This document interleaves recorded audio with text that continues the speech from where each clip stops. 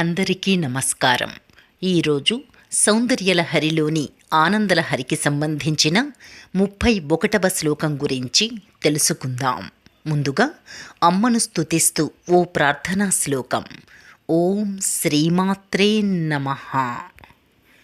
హ్రీంకారాసనగర్భితానలసిఖాం సౌః క్లీం కళాం బిభ్రతీం సౌవర్ణాంబరధారిణీం వరసుధాధౌతాం త్రినేత్రోజ్వలాం వందే పుస్తకపాశమంకుశధరాం స్రగ్భూషితాముజ్వలాం త్వాం గౌరీం త్రిపురాం పరాత్పరకళాం శ్రీచక్ర సంచారిణీ.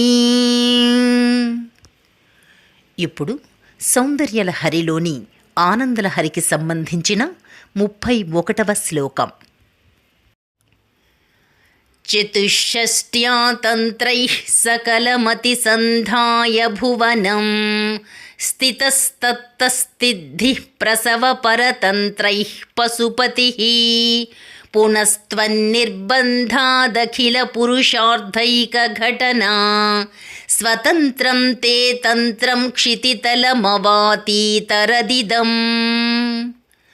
ఈ శ్లోకము యొక్క అర్థమేమిటంటే,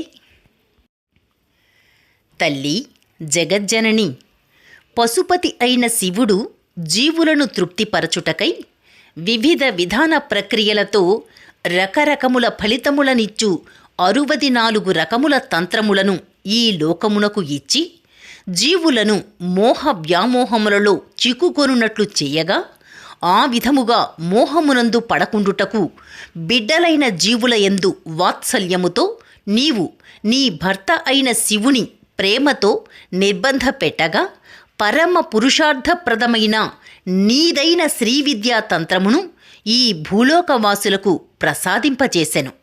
భోళాశంకరుడు అనేక ప్రయోజనాలను సమకూర్చే 64 తంత్రాలను జీవులకు ప్రసాదించాడు. రేపు 32వ శ్లోకం గురించి తెలుసుకుందాం. ఓం శ్రీమాత్రే నమః.